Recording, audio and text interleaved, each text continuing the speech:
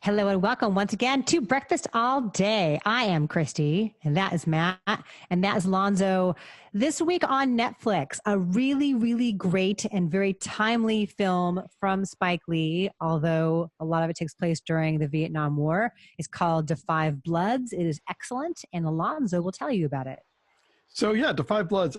Look, before we even meet the characters in this film, we've heard from Muhammad Ali and Angela Davis and Bobby Seale and a lot of key cultural figures of the Vietnam era. So we know we're in Spike Lee's hands. This is a lot of things. It's a movie it's a heist film, but it's also a movie about Black soldiers in Vietnam and about the sort of history of Black soldiers fighting for a country that has treated them as second-class citizens.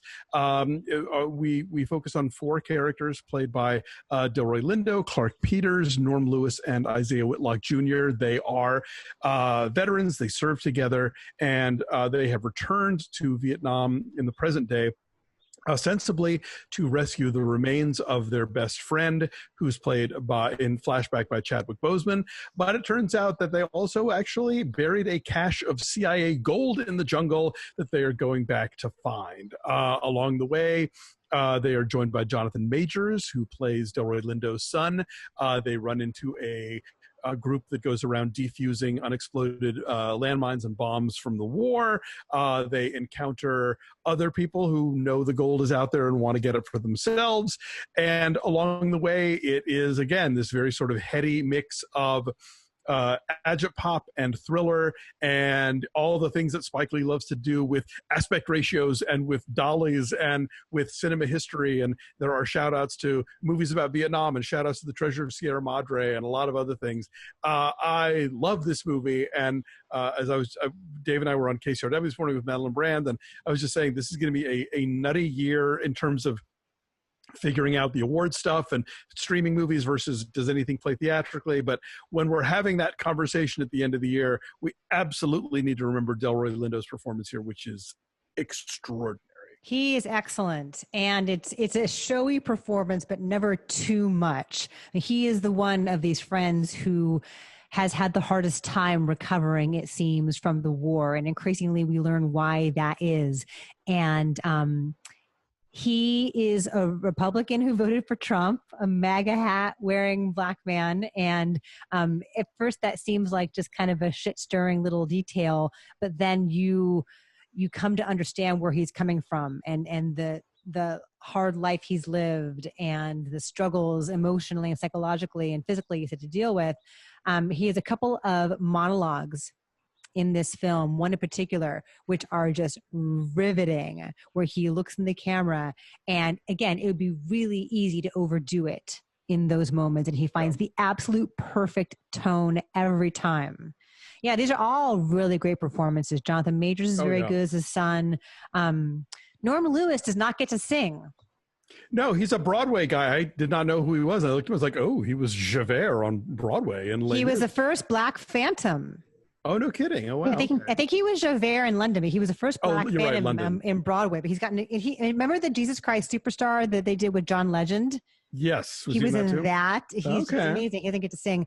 But yeah, it's a really interesting cast. It's interesting. And I looked up, all of these actors are a little young for the roles they're playing. Like they were all like maybe 17 or 18 in 1970. So like they're, like one of them talks about doing 3 tours of duty starting in 69. So like they're all like just a hair under the ages they're playing, but it's fine. It's like they totally are believable and convincing. And like Spike Lee, his stuff can overwhelm the movie sometimes, no matter how good his intentions are and how strong his story is trying to tell. Like for me, Chirac gets so lost in the stuff that you lose the sort of the power of the message he's trying to convey about what's going on in this country with guns on the streets. But this one, I think it's always there to sort of underscore the history of all of this in terms of Vietnam itself and our recovery from it and all those kind of things. Everything seems to be, he's really got the balance right in this one, I think. It is a balance I think he seeks to achieve a lot of the time, and he does hit it just right. It's a big, long, messy, sprawling movie. It's 2 hours and 35 minutes, and there's shawarma at the very, very end, so make sure you watch through. But yeah, like that mix of like the playful and the pointed, you know, and as you say, like you see aspect ratios changing constantly, but it's for a reason. Yes. It's not just like, now we're going to go to widescreen. Now we're going to go to Academy. It's not like it's for a reason as far as like the storytelling elements of it. Yeah. And go ahead. Yeah. Yeah. There's some fascinating stuff. I agree with both you guys.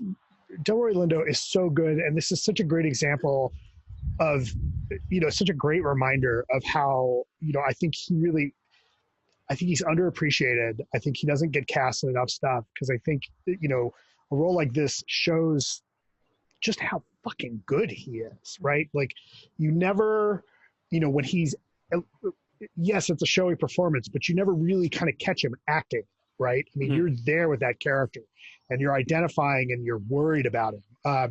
You know, the rest of the surviving Bloods are all veterans of The Wire.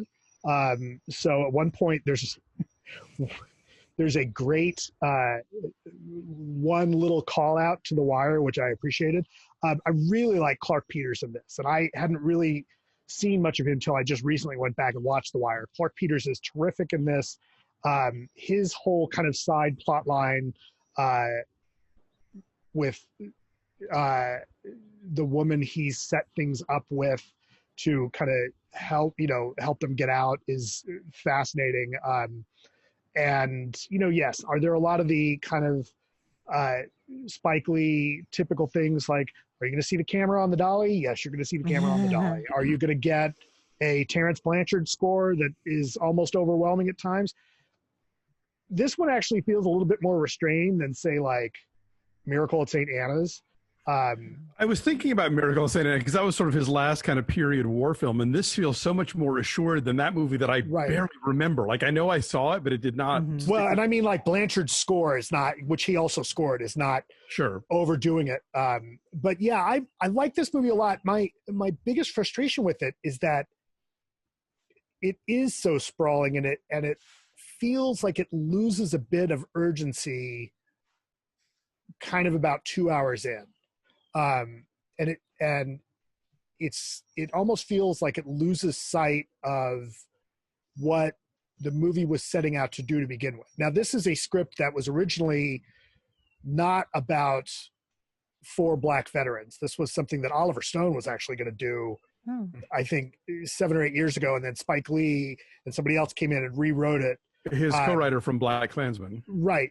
And they did a terrific job, but I think that there's a little bit of kind of the operation of the heist that it slows things down a little bit, and that was a little frustrating. It does get a little slogged into some plot mechanics where you're sort of like, this is not the part I'm interested in. I'm really more interested in these characters, but never to the point that it took me out entirely. My only beef with the script is there are a couple of things that are set up early where you're like, well, that's going to be that Chekhov's gun is going to be, fired later. And there's a Chekhov's gun. There's like, there's a like literal one and several figurative ones. Right. There's a lot of Chekhov's. There's 3 or 4 of them going on. So, but whatever. Like it ultimately, none of that stuff was detracted too much because I just think, the acting. Like I love Isiah Whitlock Jr. I love him in Cedar Rapids as a character who is obsessed with that character from The Wire, which is a funny bit of meta casting.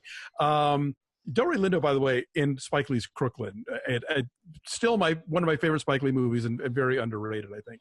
But yeah, no, I think he is firing on all cylinders here, and so it's sort of like the genre stuff is for the most part as tight as it was in Inside Man, and the cinematic and poetic and political flourishes that he's throwing in all are of a piece and are all sort of underscoring the larger points that he's trying to make about kind of just the history throughout American warfare, black soldiers who have laid down their lives for a country that have not returned the favor in any significant way. So yeah, you're right, Christy, the timing of this couldn't be better. And just even if we weren't having this moment right now, this would, I think, still stand as one of the better and more powerful Spike Lee movies. Right. And the 4 of them have such tremendous chemistry with each other. And in the beginning, when they first arrive in Vietnam and they're hugging and they're reuniting for the first time in a long time, and they go to a club and they're dancing to "Got to Give It Up." That scene is so good. It's so like well staged, and in anybody else's hands, it would have been like, ooh, this is like needle Last drop. Vegas. No, not that, but like the four old guys reuniting and going to a club and like trying to get their groove on. Like it would have been like cringy old dude, like Viagra joke movie, you know, one last heist. And this is not that, because there's such depth to their circumstance there and to their relationship. They have amazing chemistry. And I really like the choice of having them all be the ages that they are in the flashbacks with Chadwick Boseman as the younger soldier, because it gives it such immediacy. It's never distracting. You understand the conceit from the get-go, and it makes their connection to him and to each other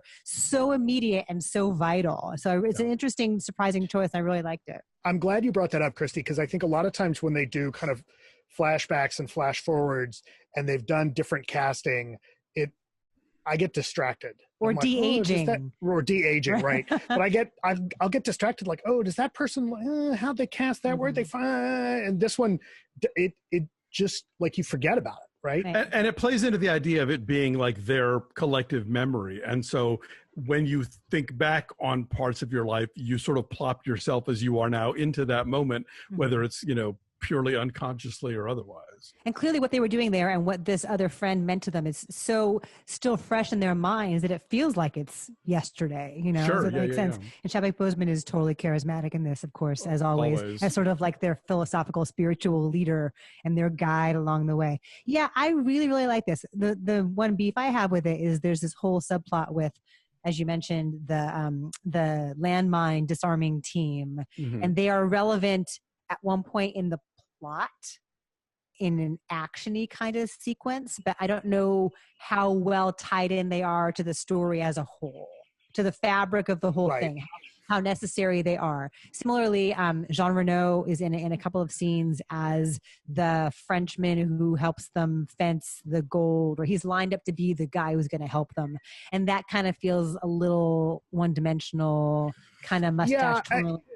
Right. When they first encounter him, it's a great opportunity for him to spar, especially with Delroy Lindo, about both America's and France's war history in Vietnam and in World War II. And, you know, watching the sparks fly between them is really cool. But when we see Reno again later, it kind of doesn't matter. Right. And that's all gone. And that was a little frustrating. Yeah. I mean, I dug it. I mean, please don't be daunted by the fact that it is all of 2.5 hours long, because it is very engaging. It feels shorter than Artemis Fowl. You know, the Artemis Fowl should have been longer, which we'll talk about. This is a movie that I definitely want to call out, that I lament that we weren't able to see this on big screen. Yep. Right. I hope that opportunity arises now with, like, if Cinematheque is, if Netflix is taking over the Egyptian theater or whatever. I hope that a lot of the stuff that they're premiering now we'll get to watch projected later. Because I agree, I would love to see this. And I realize I'm bringing that up because at a time when no one can see this on the big screen, so I'm twisting the knife a little bit. So sorry, but this, you know, as much as I think, you know, we kind of poke fun at Chris Nolan for insisting that Tenet is done on a big screen.